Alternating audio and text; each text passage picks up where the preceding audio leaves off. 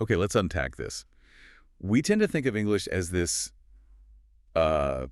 one giant monolithic thing, right? Yo, we really do. Like, yeah. we all learn the exact same grammar rules in school, and we watch the same movies, so we generally just assume we all understand each other. Right. But if you really listen... If you really listen to how people actually talk in different pockets of the country, you realize English is actually a collection of these fascinating little micro-languages. It absolutely is. And honestly, I think dialects are where the actual history of a place lives. Oh, for sure. It's not just about having an accent or, dropping your G's. It's about the specific metaphors people reach for to explain their reality. Which is exactly what we're getting into today. The words you use to describe a problem or a celebration tell us everything about what your ancestors valued and what they feared. I love that idea. The idea that history is just hiding in plain sight right inside our everyday sentences. Hiding in plain sight, yeah. And today, for this deep dive, we are going on a very specific linguistic tour. We are heading to the American South. A gold mine for this kind of thing. It really is. Now, I have to be honest with you. When I first looked at this stack of source material, which includes entries from the Dictionary of American Regional English and a curated list of 20 unique Southern expressions, I just laughed. I mean, you have to. Some of these are objectively hilarious. They are funny. There's no denying that. The Southern tradition has a great appreciation for wit. But our mission today isn't just to chuckle at colorful phrases. We want to do what we always do on this deep dive, which is find the logic. Right, the underlying structure. We want to understand why these phrases exist, where they came from, and what kind of folk wisdom is baked into them. Because as I was reading, I realized these aren't just random jokes. No, not at all. They're almost like survival guides. That is the perfect way to frame it. You have to remember the bulk of these sayings originated in a rural agricultural society. Which changes everything about how you see the world. Exactly. People were dealing with the unpredictability of nature, the really hard labor of farming, and the closeness of small communities. Right. So the language had to be practical. It had to be vivid. And often it had to function as a warning. So let's dive right into that survival guide aspect. The first big pattern I noticed in our sources is this intense obsession with efficiency. Oh, yeah, absolutely. Or maybe it's better described as a deep, abiding hatred of wasted effort. That makes total sense. When you're living off the land, energy is a finite resource. You cannot afford to spend calories on something that won't put dinner on the table. Exactly. And the sources give us some incredible ways to tell someone that they are being totally useless. Some very creative ways. The first one that really stuck out to me is this phrase, "You're whistling up a gum stump." Whistling up a gum stump. Now, before we analyze it, what is your gut reaction to that? What do you think that means? I don't know. I mean, maybe it's like whistling while you work, like you're just standing around a tree stump whistling a tune and not getting anything done. That's a really good guess, but the reality is much more specific to hunting. This is where the local botanical knowledge comes in. So botanical knowledge. Yeah, the gum here refers to a black gum tree. Okay, black gum tree. And the specific characteristic of a gum tree is that as it ages, it tends to rot from the inside out. Oh, I see. So a gum stump is almost always totally hollow. I see exactly where this is going. Right. So picture a hunter out with his dogs. They've chased a raccoon or a possum, and they think the animal has gone into the stump. But if it's a gum stump... It's hollow. It's empty. There's absolutely nothing in there. So you're standing there whistling for your dogs to come get the prey. And you are whistling at an empty hole. You are engaging in a totally futile action. Wow. You're excited, you're making noise, you're expending effort, but there is zero reward at the end of it. That is so incredibly specific. You're whistling up a gum stump. It's basically the rural 19th century version of saying, this meeting could have been an email. In a way, yes. It's about recognizing when an activity is yielding absolutely no results. And that theme carries right over into the next phrase on our list, which is never follow an empty wagon. Now, this one feels a little more philosophical to me. Never follow an empty wagon. It is philosophical, but again, it's grounded in the physical world. Think about the basic logic of it. If you are walking behind a wagon on a dirt farm road, why are you doing it? Well, maybe you're hoping something falls off. Right. Like a bale of hay or some corn. Exactly. You're looking for an opportunity. Scraps value something worth picking up. But if the wagon is empty... then you're just walking in the dust for no reason. Precisely. You are following a path that has no potential for return. It's essentially a warning against the sunk cost fallacy long before economists gave it a fancy name. Right. Don't follow a person or a leader or a project that has nothing to offer you. It's amazing how these farmers understood opportunity cost perfectly. Okay, speaking of cost and effort, this next one gave me a very weird mental image, and I need you to explain it. Let's hear it. Tough as putting socks on a rooster. This is a classic. I mean, I'm visualizing a rooster right now. They have those sharp spur things on their legs. They are aggressive. Wow. Why would anyone try to put socks on one? Well, on the literal level, you wouldn't. That is exactly the point. Imagine the sheer chaos of trying to wrangle an angry rooster and put a tiny sock on its foot. It would be a complete nightmare. Feathers flying everywhere. It would be incredibly difficult and ultimately entirely pointless. So when you say a task is tough as putting socks on a rooster, you aren't just saying it's hard. You're saying it's stupid. You're saying it's an aggravating, complicated mess that probably shouldn't be attempted in the first place. But the notes here from the source material mention a nuance. It's not just about the task, is it? It can also be about how something looks. Right. This is where the linguistic creativity really shines. If you see a piece of carpentry that's just wrong, maybe the angles don't match, or it's just really clumsy. You say that looks like socks on a rooster. Exactly. Or if someone is wearing clothes that fit terribly, it implies poor workmanship or something that is just unnaturally awkward. So it implies a really bad fit. Bad fit, yeah. It's a scathing critique wrapped up in a funny image. I love that so much. It's so much more descriptive than just saying, that looks bad. Yeah.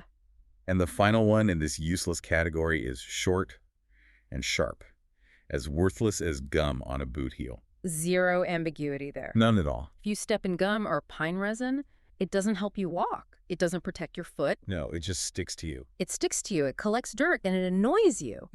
It's not just having zero value, it's having negative value. It is an active nuisance. It really seems like this culture didn't suffer fools or useless things gladly. But what's really interesting to me is that this obsession with efficiency and getting things right didn't stop at the edge of the cornfield. Oh, no, it didn't. It seems like it bled right into their personal lives, too. Absolutely. The source material has a whole fascinating section on courtship, marriage, and social strategy. Which is wild to think about. And if you think about it, in a small agricultural community, who you marry or who you trust is also a survival decision. That is a really good point. You can't afford a bad partner any more than you can afford a hollow tree. But the way they describe dating is, wow, this first one. If someone said this to me, I would assume I was being insulted. What is it? The phrase is, fling a nubbin to the cow. Fling a nubbin to the cow. Yeah, it sounds pretty rough to modern ears. It sounds like I'm feeding livestock. Well, literally you are. We need to define nubbin first. In corn farming, a nubbin is a small, imperfect ear of corn. It's a treat, essentially. Okay, so it's a little snack. Now here is the agricultural logic behind it. If you want to catch a calf, maybe to tag it or check its health, you do not chase the calf. Because it'll run away. The calf is fast and skittish. Instead, you offer the nubbin to the mother cow. Oh, wow. If you get the mom, you get the baby. Exactly. The calf will naturally follow the mother. So metaphorically, this became advice for young men courting young women. Don't chase the girl. Don't chase the girl directly. Fling a nubbin to the cow means you should charm her mother. That is brilliant. If you win the mother's approval, the daughter will likely follow suit. It is a highly strategic approach to romance. It's incredibly unromantic, yet strategically totally sound. It treats dating like a tactical military operation. It's pragmatic. And on the flip side, when that strategy fails, you have this phrase, she drove her ducks to a bad market. The notes also mention a variant, drove her ducks to a poor pond. Right. Think about what ducks represented to a farm woman back then. They were her literal assets. Her eggs, her down, her potential income. Her livelihood. Exactly. If she takes them to a bad market, she gets no return on her investment. So this is basically a polite way of saying she married a loser. It is. It's a euphemism for a woman making a terrible choice in a husband. She took all her potential, her ducks, and invested them in a situation where they won't thrive. That is a heartbreaking image, really. It is, because it acknowledges that she had value, but she just placed it wrong. That's actually quite profound. It frames it as a bad business decision rather than some kind of moral failing. Yeah, it takes the judgment out of it a bit. Now, staying in the social realm, there's a phrase here that uses a word I haven't heard in ages, rip your galluses. Yes, galluses. It's an old term for suspenders or trouser braces. So literally hold on to your pants. Literally, yes. But this one has a deep history. It likely traces back to Scots-Irish immigrants who settled heavily in the South. Okay. There was an older expression they brought with them about storms. Something like when the wind tries to whip off your shawl, grip your galluses. So it started as literal advice for weathering a physical storm. Right. But over generations, the meaning shifted from physical weather to emotional weather. Grip your galluses came to mean when times get hard, when life is trying to blow you down. Hold on to the things that keep you together. And what are those things usually? In the context of the saying, it usually means your close friends or your kinsfolk. Your galluses are your support system. They are the only thing keeping you decent and upright. That is surprisingly poetic. You go from holding up your trousers to holding on to your soul and your community. It really highlights that Scots-Irish influence. A lot of these phrases survived the crossing of the Atlantic and then just mutated to fit the new American landscape. Speaking of history and mutation, this next section is my absolute favorite. The notes call this fossilized history. Oh, this is great. These are phrases that started with a real person or a real event, and people just kept saying them long after they completely forgot who the person was. This is exactly how language becomes a time capsule. An event makes such a splash that it freezes in the language. Take this one, for example. Drunker than Cooter Brown. I feel like I've heard this in movies, but I never stopped to ask, who was Cooter Brown? Was he just the town drunk? He wasn't just a drunk, he was a strategic drunk. The folklore here is fascinating. Let's hear it. The story goes that Cooter Brown lived right on the Mason-Dixon line during the Civil War. A very dangerous place to be at that time. Extremely. He was eligible for the draft on both sides. The Union wanted him and the Confederacy wanted him. But Cooter Brown had absolutely no interest in fighting for either cause. So what did he do? Move? No, he decided that if he was perpetually incapacitatedly drunk, neither army would take him. You are kidding. So the legend says he didn't draw a sober breath for the entire duration of the war. That is quite the commitment to neutrality. It was a survival strategy. In a culture that highly valued honor and bravery, dodging the draft was a huge taboo. But Cooter became this legendary figure of extreme measures. I see. Now, I should note, our sources mention an alternative etymology here. Some linguists think Cooter might just be a playful extension of the word cootie, as in a bedbug. Like drunker than a bedbug. Exactly. But the Civil War folklore is the much more popular origin story. So drunker than Cooter Brown doesn't just mean you had a few too many.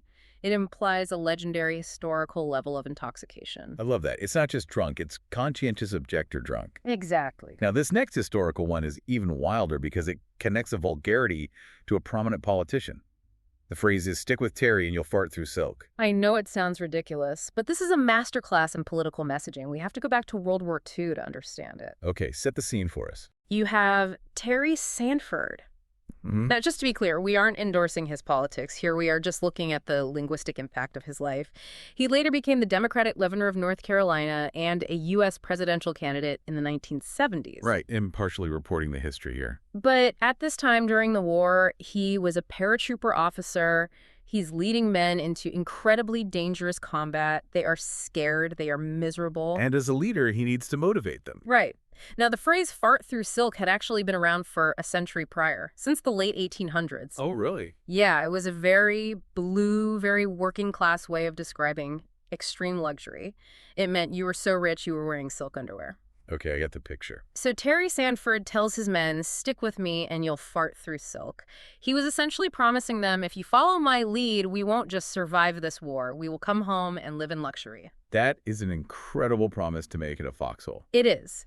And because Sanford went on to become such a massive political figure in North Carolina and the South, the phrase stuck. It became a slogan. Wow. It morphed from a vulgar military joke into a promise of prosperity and political loyalty. It's amazing how a phrase about silk underwear became a rallying cry for a generation of voters. It captures that blend of high and low culture perfectly. Now, this last historical one feels less like a political promise and more like a ghost story.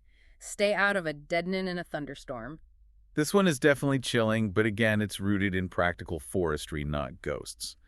A deadening refers to a very specific way of clearing land. What does that look like? Well, cutting down massive trees with an axe is incredibly hard work, so sometimes farmers would just girdle the trees. Girdle them. Yeah, they would cut a ring of bark all the way around the trunk. And that kills the tree. It cuts off the nutrient flow. The tree dies, but it stays standing. It loses its leaves. The wood dries out. So you end up with acres of these gray standing skeletons. That is a deadening. That area is called the deadening. That sounds like a set for a horror movie. It looks exactly like one. But the real danger is the physics. Those dead trees have brittle, rotting branches. Ah, I see. If you walk into a deadening during a thunderstorm, the wind is going to snap those heavy limbs right off. They are essentially widowmakers waiting to fall. So it's very practical safety advice. Don't walk where the dead trees are falling. Exactly. But the word deadening is just so evocative. According to the folklore, it's heavily associated with death and physical danger. It sounds like a place where death lives. It really does. So the phrase carries this heavy, ominous weight that goes way beyond just watch out for falling branches. It feels like a warning from a dark fairy tale. Okay, we've talked efficiency, we've talked history. Now we have to talk about the drama. Oh, yes, the drama. Because if there is one thing Southern speech seems to love, according to our sources, it's absolute hyperbole. Why say something is simply broken when you can say it is catawamptiously chawed up? Catawamptiously. It is such a delight to say. And this word has actually been in the dictionary since 1848. No way. 1848. Yes. Even back then, linguists defined it as a ludicrous monstrosity of vulgar language. It sounds like a cartoon sound effect. Yeah. It implies total destruction. If something is catawamptiously chawed up, it isn't just broken. It has been chewed up, spit out, and utterly defeated. It really emphasizes the sheer scale of the mess. And then there's this declaration of absolute defiance. I don't care if it hairlips the queen. Or you might hear variants like the Pope or the President or even cows in Texas. What is the logic here? Why are we hairlipping royalty? It's all about consequences. A hairlip is a physical deformity. To cause such a thing to the queen, the highest symbol of order and dignity would be the ultimate scandal. It would be high treason. So saying, I don't care if it hairlips the queen means I'm going to do this thing and I do not care if it causes the biggest disaster imaginable. I don't care about the fallout. I don't care about the hierarchy. It is the ultimate statement of stubborn independence. I love that energy. And for visual complexity, you really can't beat this next one. Instead of saying, I'm really nervous, you say, nervous as a long-tailed cat in a room full of rocking chairs. This is my favorite example of how these idioms work. Nervous as a cat is a cliche. It's boring. It doesn't make you feel anything. But you add the rocking chairs. Suddenly you have a very specific scene. You can visualize the rockers moving back and forth. You can see that long tail on the floor. You instantly understand the danger. The specific fear of the tail getting crushed under a rocker. You feel the cat's anxiety. It creates instant empathy. You're not just hearing about nervousness, you're feeling the threat. Exactly. It forces the listener to visualize the situation. It's so evocative. Okay, we have one more in this hyperbole section. Yeah. And I have to warn you, listening at home, this one contains some strong language. But the source material included it because it is a linguistic marvel. It is the absolute ultimate example of alliteration in the dialect. The phrase is used to describe extreme heat. It is hotter than a fresh, flacked female fox in a forest fire. That is a lot of F. It is a complete tongue twister. It is. It's cited by the famous lexicographer Eric Partridge as circulating since the late 1800s. And yes, it's vulgar. It's absolutely meant to shock.